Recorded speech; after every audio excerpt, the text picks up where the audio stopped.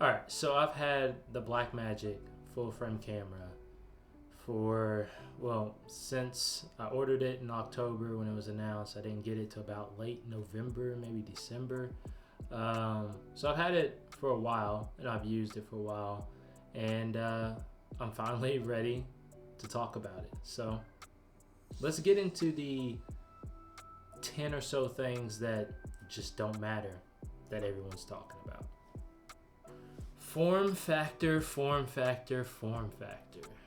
I don't believe anyone that owns and uses the Blackmagic pocket cameras and has been is begging for a box camera. These cameras and Blackmagic know what they're doing. That's why they've been designed this way. These are perfect pocket cinema cameras for $2,500 and what you get. The form factor is it doesn't need a box. People that are buying this camera for what it offers do not want it to be a box, because if it becomes a box, you lose the monitor, which is amazing on this camera. If you don't have a Blackmagic camera or never have, rent one, get close to one. That alone is a game changer. There's no box camera with a 5.5-inch bright professional grade monitor built into it. So that alone makes me want to be like, no, I don't need a box. And the way this is supposed to be used handheld, and the way you would use it, having the grip on the side for your hand for handheld guerrilla style filming is just ideal. Holding it like that, getting a good 3-point of contact with even the neck strip, turning it sideways for your vertical shooters. But once again, people that want to look and play like Red and compare to Red, but not spend Red money. And that's why they're throwing all the box shade at the most affordable cinema camera that they can. They're not throwing this shade at Sony cameras and everything. Because those are still $4,000, $5,000 cameras. They can be. But no, they're throwing the shade at Blackmagic, an affordable budget cinema camera. So it's weird. Autofocus. A lot of people want autofocus. I guess they came from Sony cameras, or they are seeing that Sony's getting all this hype with autofocus.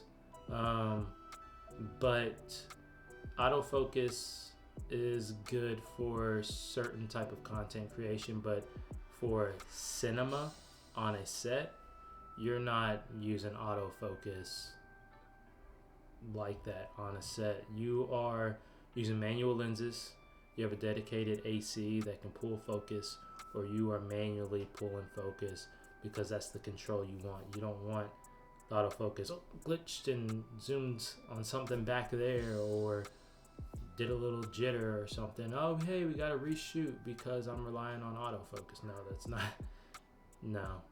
not it. So autofocus is another thing that does not matter when you talk about Blackmagic cameras. Yeah, there's noise in the Blackmagic cameras.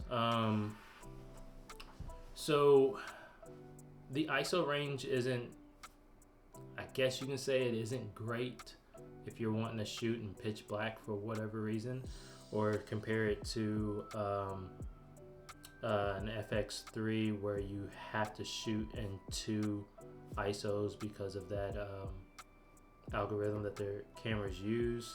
But that's still not why there's noise. So when it comes down to noise, it is compression in your video.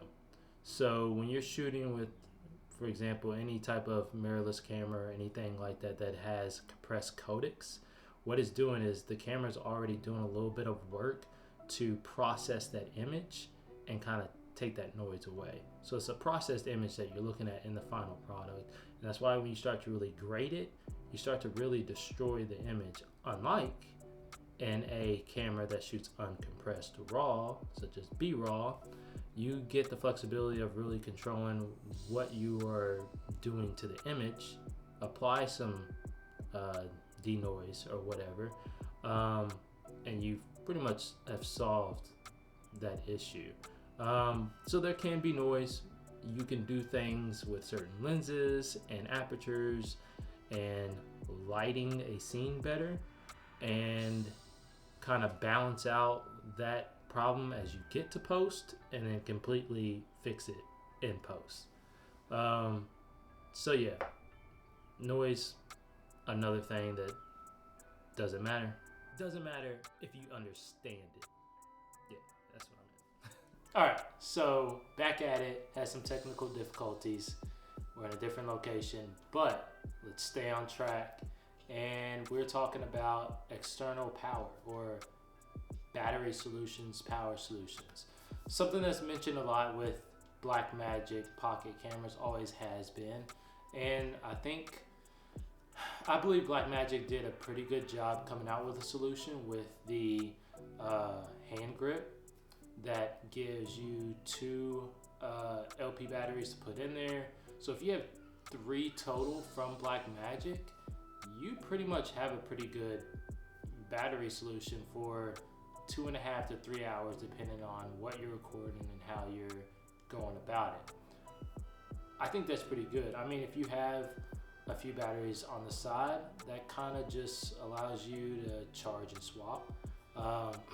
So, I mean, there's still a solution. I think that's a good solution when you're trying to have a minimal rig. But I can understand that, people wanting to rig up more battery life to power other things that they might unnecessarily have rigged on the camera, just saying. So like external monitors and follow focus, which stuff like that. And I believe if you're setting all that up and maybe you're on sticks, there's a solution to just rig the external battery off of the tripod.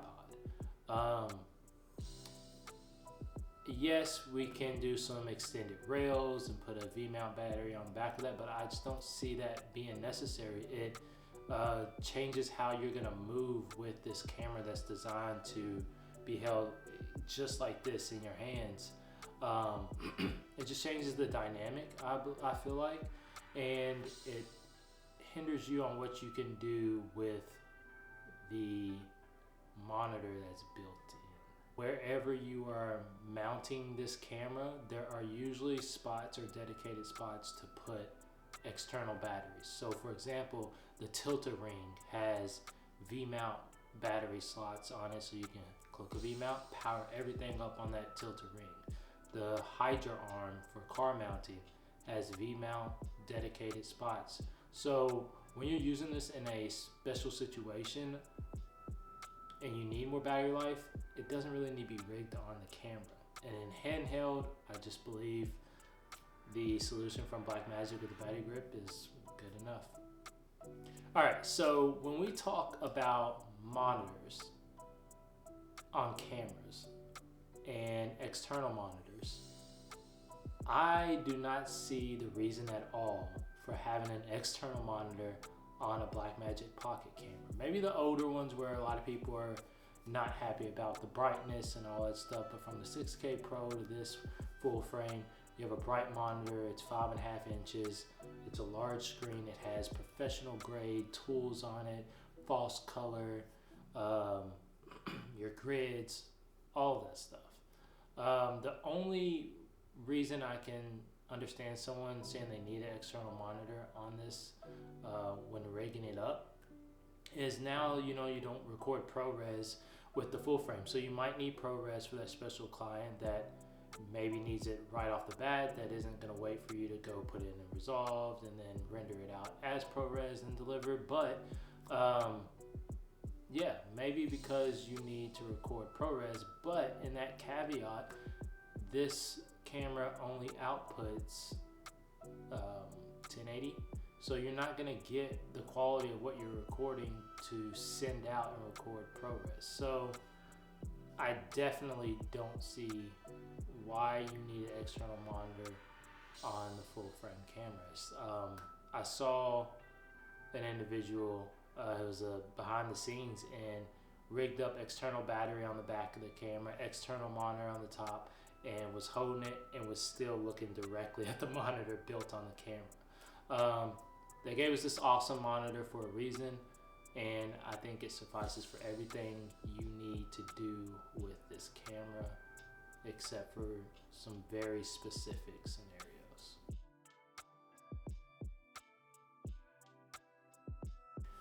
Rolling shutter. So rolling shutter is just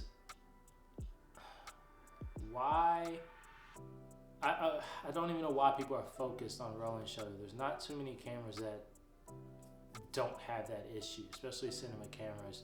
A major brand started putting out cameras that had global shutters, and I think it was just all the hype of just another way to grade a camera, and it's not really necessary. And I'll go into why I don't feel like it is. This is my biggest example of this.